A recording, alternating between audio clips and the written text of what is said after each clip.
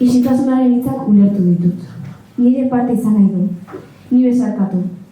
Haizeak lazarrutako ondarrezko gaztelu bat bezala desagertzen naizen arte. Bere parte izan arte. Horregatik, betirako isilik egotea erabaki dut.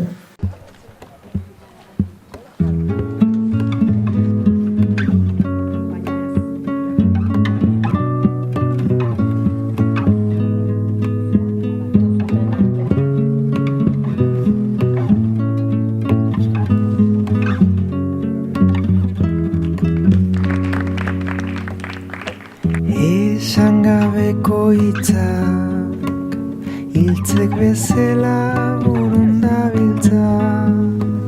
Noiz egin hitz, noiz komunikatu, noiz amore eman, noiz amore hartu.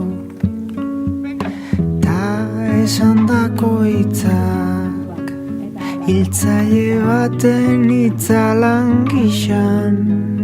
Noiz nigatik, noiz bestengatik, noiz isiltasuna hausteagatik. Hitz guztien zabortegian galdu nuen, ta ez dut